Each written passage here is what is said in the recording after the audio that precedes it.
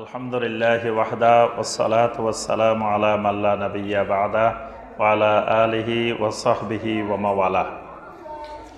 আলহামদুলিল্লাহ, সালাতুল জুমুআর পরে আল্লাহ রাব্বুল আলামিন আমাদেরকে অল্প সময়ের জন্য বসার তৌফিক দিয়েছেন এই জিকিরের মাজলিসে। আল্লাহ পাকের শুকর আদায় করি আলহামদুলিল্লাহ। সম্মানিত ভাই ও বোনেরা, তো সংক্ষিপ্ত সময়ে আমরা যে বিষয়টির উপরে কিছু কথা বলার চেষ্টা করব, বিষয়টি ঈমানের সাথে সম্পৃক্ত বিষয়। প্রথম কথা হলো, আমাদেরকে ঈমান এবং ইসলাম সম্পর্কে অবশ্যই এলেম শিখতে হবে। ঈমান এবং এলমের উপরে, ঈমান এবং ইসলামের উপরে এলেম শিক্ষা এটা ফরজে আইন, এটা আমাদের সকলের উপরে ফরজ। যিনি লেখাপড়া জানেন তার উপরেও যেমন ফরজ, যিনি লেখাপড়া জানেন না তার উপরেও এলেম শিক্ষা ফরজ। কিয়ামতের ময়দানে যে 5টি প্রশ্ন হবে, সেখানে 3 নম্বর প্রশ্নটি হলো ওয়ান এলমিহি ফিমা আমিলা বিহি। তো এটা শিক্ষিত লোককে যেমন জিজ্ঞাসা করা হবে, অশিক্ষিত লোককেও কিন্তু এটা জিজ্ঞাসা করা হবে। কেউ এই কথা বলার ওজন নাই যে আমি তো লেখাপড়া জানতাম না, আমি তো কিছু জানতাম না, এই জবাব দিলে আল্লাহ সুবহানাহু ওয়া তাআলার কাছে গ্রহণযোগ্য হবে না। তাহলে এলেম সবার জন্য ফরজে আইন। কোন এলেম? সেই এলেমটা হলো ঈমানের এলেম। ঈমানের এলেমটা সবাইকে শিখতে হবে। সূরা মুহাম্মদের 19 নম্বর আয়াতে কারিমায় আল্লাহ সুবহানাহু ওয়া তাআলা বলছেন, ফা'লাম আন্নাহু লা ইলাহা ইল্লাল্লাহ। ফা'লাম মানে তোমরা এলেম শিখো। ফা'লাম তোমরা এলেম শিখো, জানো, বুঝো, শিখো। কি শিখবা? আন্নাহু লা ইলাহা ইল্লাল্লাহ, আল্লাহ ছাড়া সত্য আর কোনো মাবুদ নাই। এই লা ইলাহা ইল্লাল্লাহর এলেম শিখো, অর্থাৎ ঈমানের এলেম শিখো। আর ঈমানের এলেম যাদের কাছে আছে এদেরকেই বলা হয় ওলামা। আল্লাহ সুবহানাহু ওয়া তাআলা কোরআনের ভাষায় ওলামা বলছেন তাদেরকে, যারা এই লা ইলাহা ইল্লাল্লাহর এলেম আছে, মানে কামেল পাস করছেন, দাওরা পাস করছেন, মুফতি পাস করছেন, অনেক পাস করছেন, এদেরকে আল্লাহ রাব্বুল আলামিন কোরআনে কারিমে ওলামা বলেন নাই। কিন্তু ওলামা বলছেন কাদেরকে? ইন্নামা ইয়াখশাল্লাহ মিন ইবাদিহিল উলামা, মানে তার বান্দাদের মধ্য থেকে যারা আল্লাহকে ভয় করে, ইয়াখশাল্লাহ, যাদের ভিতরে খাশিয়াতুল্লাহ আছে, তারাই হলো ওলামা।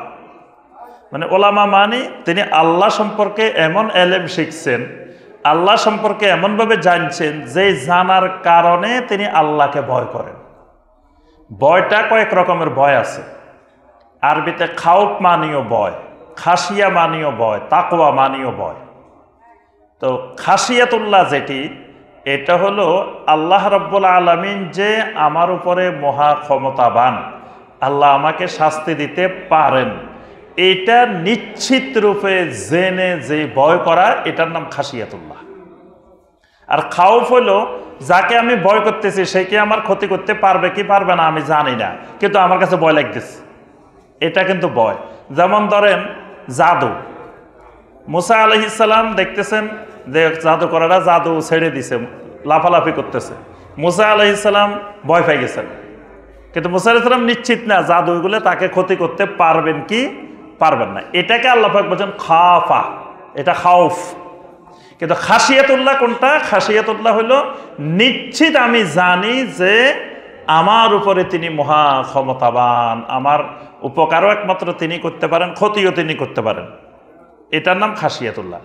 আর খাউফের বিনিময়ে জান্নাত আল্লাহ বলেন নাই, কিন্তু খাসিয়াতুল্লাহর বিনিময়ে জান্নাত। সূরা আল বাইয়িনার শেষ আয়াতে দেখবেন আল্লাহ পাক জান্নাতের কথা বলছেন, যে জাযাউহুম ইনদা রাব্বিহিম জান্নাতু আদনিন তাজরি মিন তাহতিহাল আনহারু খালিদিনা ফিহা আবাদা রাদিয়াল্লাহু আনহুম ওয়া রাদু আন যালিকা লিমান খাশিয়া রাব্বাহ। যালিকা লিমান খাশিয়া রাব্বাহ, জান্নাতটা শুধু তাদের জন্য যারা তাদের রবের খাশিয়া আছে, যাদের মধ্যে খাশিয়াতুল্লাহ আছে। তা খাশিয়াতুল্লাহ যারা, তাদেরকে আল্লাহ বলছেন ওলামা। আর এই খাশিয়াতুল্লাহ কিসের মাধ্যমে তৈরি হয়? এলমের মাধ্যমে। মানে আল্লাহর ব্যাপারে এলেম লাগবে। প্রথম কথা হলো আল্লাহ রাব্বুল আলামিনের ব্যাপারে, ঈমানের ব্যাপারে এলেম শিখা লাগবে। তা আমাদের বাংলাদেশের সবচেয়ে বড় অভাব যেটা, আমলের এলেম আছে, ঈমানের এলেম নেই। আমলের এলেম অভাব নাই, আমলের এলেম মোটামুটি বাংলাদেশে ব্যাপক আকারে আছে, কিন্তু ঈমানের এলেম নেই। ইমানের এলেম না থাকার কারণে শিরিক বেদাত বিস্তার লাভ করছে। ইমানের এলেম থাকলে শিরিক বেদাত বিস্তার লাভ করার কোনো সুযোগ ছিল না। এখন কথা হলো ইমানের এলেমটা কি, ইমানের এলেমটা কেমনে শিখবো, ইমানের এলেমটা কি জিনিস।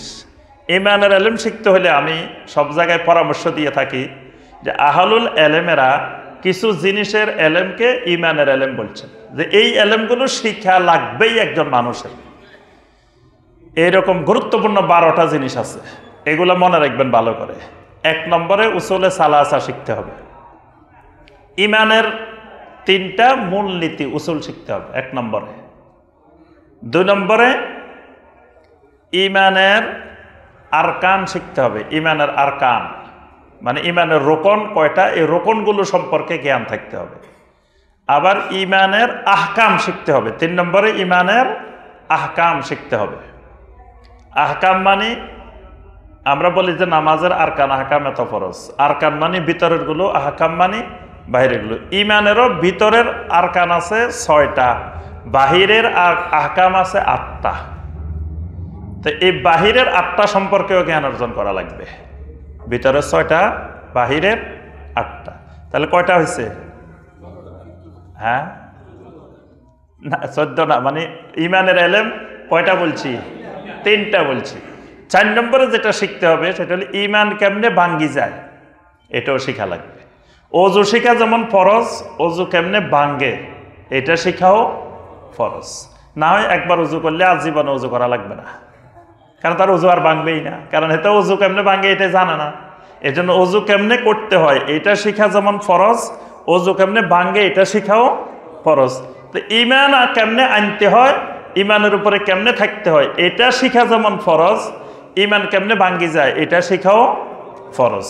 তাহলে ইমান ভঙ্গের কারণ শিখতে হবে, এটা ইমানি এলেম। 5 নম্বরে যেটা শিখতে হবে সেটা হলো আরকানুল ইসলাম শিখতে হবে। আরকানুল ইসলাম মানে ইসলামের 5টা রোকন আছে, এই রোকনগুলো সম্পর্কে জ্ঞান অর্জন করা লাগবে।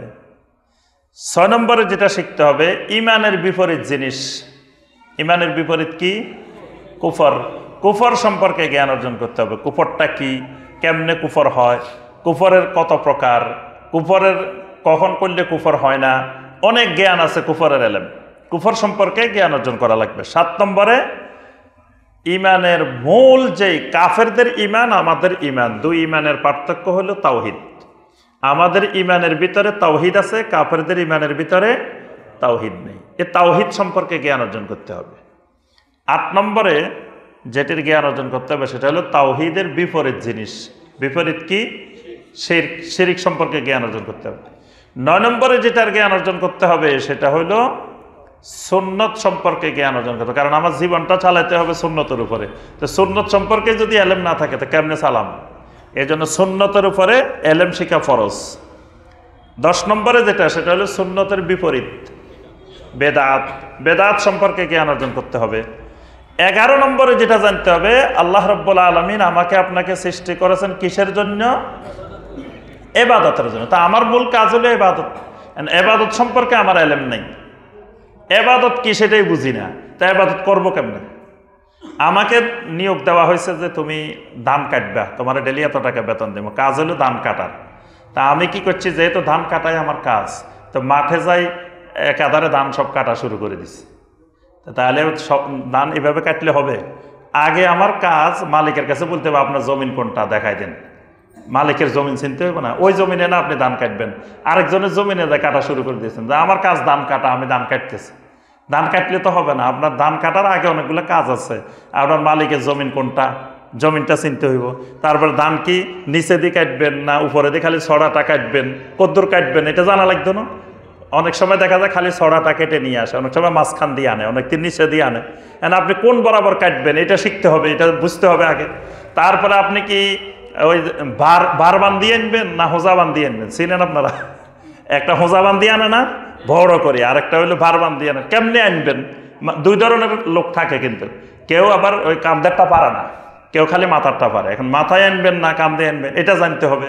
তারপরে আপনি যে আনবেন এগুলো নিবেন কেমনে, গরু দিয়ে নিবেন নাকি মেশিন দিয়ে নিবেন না কেমনে, অনেকগুলো জিনিস জানার আছে এখানে। এখন জানি শুনি তারপরে আপনি কাজ করলে কাজটা সঠিকভাবে হবে। ঠিক আল্লাহ আমাকে আপনাকে বানাইছেন ইবাদত করার জন্য, তাই ইবাদত কি নিজের ইচ্ছা মতো করা যাবে? ইবাদত সম্পর্কে এলেম শিখতে হবে। ইবাদতটা কি? আল্লাহ পাক যেখানে বসে থাকবে বলবেন ওইটা ইবাদত। আল্লাহ বলে দাঁড়ায় থাকো, দাঁড়ায় থাকা ইবাদত। আল্লাহ যদি কয় শুয়ে থাকো, শুয়ে থাকা ইবাদত। আল্লাহ পাক যদি কয় দৌড় দাও, দৌড় দেওয়াটার নাম ইবাদত। আল্লাহ যদি কয় না এখান থেকে দৌড়াইও না, হাঁটো, এই হাঁটার নাম ইবাদত। আল্লাহ যদি কয় এখানে দাঁড়ায় থাকো, সামনেও যাইও না পিছনেও যাই না, এখানে দাঁড়ায় থাকার নাম ইবাদত। আরাফাতের ময়দানে গেলে আল্লাহ কয় যে এখানে কিচ্ছু করা লাগতো না, খালি বসে থাক। আরাফাতের ময়দানে যে কি করা? উকুফ, এটাকে শরীয়তের ভাষা বলে উকুফ। উকুফে আরাফা মানে আরাফায় অবস্থান করা, ওখানে যে বসে থাকবেন এটাই ইবাদত। মুজদালিফায় আসছেন, আল্লাহ কয় তুই সারাদিন এত পরিশ্রম করছ, আবার ঘুমা, এখানে শুয়ে থাক, লম্বা ওই ময়দানের মধ্যে কাপড় একটা বিছায় শুয়ে থাক। এই শুয়ে থাকাটার নাম ইবাদত। সাফা মারোয়া সাই করতেছেন, আল্লাহ পাক বলছে এখান দিয়ে দৌড় দাও, যেখান দিয়ে চিহ্ন দেওয়া আছে এখান দিয়ে কি করো? দৌড় দাও। এই দৌড়ানোটার নাম ইবাদত। আল্লাহর ঘরে চারিপাশে আল্লাহ বলতেছেন হাঁটো এখান দিয়ে, এই হাঁটাটার নাম তাওয়াফটা ইবাদত। যেখানে আল্লাহ পাক যেমনে যা করতে বলবেন, যেখানে যা থেকে দূরে থাকতে বলবেন, এটার নাম এই জন্য ইবাদতের ইলম লাগবে। ইবাদতের বিপরীত আরেকটা জিনিস আছে, তাগুত। প্রত্যেক নবীরা দাওয়াত দিতেন, ওয়ালাকাদ বাআসনা ফি কুল্লি উম্মাতির রাসূলান আনি ইবুদুল্লাহ ওয়াজতানিবুত তাগুত। তো সুতরাং আমি ইবাদত শিখলাম, তাগুত চিনলাম না, তাগুতের জ্ঞান নাই। তো দেখা যাবে নিজে হয় তাগুত হয়ে বসে রয়েছে, অথবা তাগুতের পূজারি হয়ে বসে রয়েছে, তাগুতের সাথে দূরত্ব রাখার কথা, অথচ তাগুতের সাথে বন্ধু হয়ে বসে রয়েছে, কারণ এলেম নাই। এই জন্য তাগুত সম্পর্কে এলেম শিখতে হবে। তাহলে এই 12টা জিনিসের কি লাগবে? এলেম লাগবে। এগুলারে বলা হয় ইমানের এলেম। তো প্রথম যে এলেমটা লাগবে, এই যে ইমানের 3 মূলনীতি, উসুলে সালাসা, এটাকে আরবিতে বলে উসুলে সালাসা। এই বিষয়ে অনেক আহলুল ইলম কিতাব লিখছেন। উসুলে সালাসা কোনটা? আমাকে আপনাকে কবরে যাওয়ার পরে একটা পরীক্ষা নেওয়া হবে, সেই পরীক্ষায় প্রশ্ন হবে কয়টা? 3টা। ওই 3টা প্রশ্নই আমার ইমানের 3টা উসুল। কারণ আপনি যেই ক্লাসে পড়েন, তো যেই সিলেবাসে পরীক্ষা হবে, ওই সিলেবাসে পড়াটাই তো আপনার কাজ। পরীক্ষা হইব এক সিলেবাসে, আপনি পড়তেছেন আরেক সিলেবাসে, তাহলে আর পাশ করার সম্ভাবনা নাই। যেটা আমার পরীক্ষা, কবরে গেলেই প্রথম আমার যে পরীক্ষা, এই পরীক্ষা পাশ করলে 100 ভাগ পাস, ফেল করলে একেবারে সর্বনাশ, একেবারেই ফেল। তাহলে পরীক্ষা যেই কেন্দ্রিক, আমার দুনিয়াতে পড়াশোনা হবে, কাজকর্ম হবে ওই কেন্দ্রিক। তাহলে ওখানে প্রশ্ন যেহেতু 3টা, ওই 3টাই আমার ইমানের 3টা উসুল। 1 নম্বর উসুল হলো মারিফাতুল আবদে রব্বাহু। 1 নম্বর উসুল হলো বান্দা তার রবকে চিনতে হবে, মালিক চিনা লাগবে। এখন আমাকে ইবাদত করার জন্য আল্লাহ বানাইছেন, আমি ইবাদত করবো কার? ওই মালিক চিনে নিতে হইব। মালিক চিনা হইলো 1 নম্বর কাজ। কারণ মালিক না চিনি আন্দাজে আরেকজনের গোলামি করে বসে থাকলে তখন সর্বনাশ। এই জন্য ইমানের 1 নম্বর উসুল রবকে চিনা। এই জন্য কোরআনের সবচেয়ে বেশি আয়াত রবের পরিচিতির আয়াত। কোরআনের মধ্যে দেখবেন সবচেয়ে বেশি আয়াত শুধু আল্লাহ রাব্বুল আলামিনের পরিচয়, রবকে রবকে রবের পরিচয়। কারণ বান্দার মূল কাজে হলো রবকে চিনা। এই জন্য কবরের 1 নম্বর প্রশ্ন হলো মার রব্বুকা, তোমার রবকে চিনছ কিনা, রবের সাথে পরিচয় হয়েছে কিনা। 2 নম্বর যেটি, সেটি হলো মারিফাতুল আবদে দীনাহু, বান্দা তার দিন চিনতে হবে। দিন মানে ইবাদত, মানে ইবাদতটা কি কি, কেমনে করতে হয়, কি কি করতে হবে, তার কাজগুলো বুঝে নেওয়া।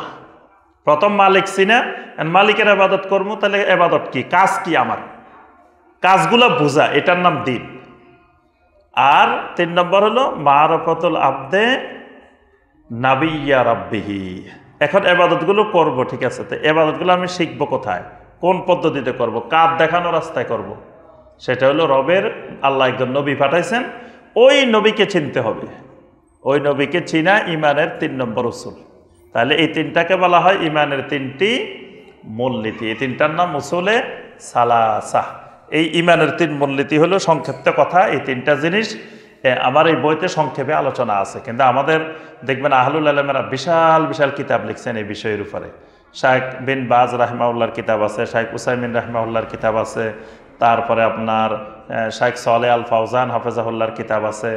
অসংখ্য কিতাব এই শুধু উসুলে সালাসার উপরে, বড় বড় কিতাব। এগুলোর উপরে আমাদেরকে পড়াশোনা করতে হবে। আল্লাহ রাব্বুল আলামিন আমাদের সবাইকে ঈমানী ইলম শিখার, ঈমানী ইলম অর্জন করার তৌফিক দান করুন। আমিন ইয়া রাব্বাল আলামিন। আসসালামু আলাইকুম ওয়া রাহমাতুল্লাহ।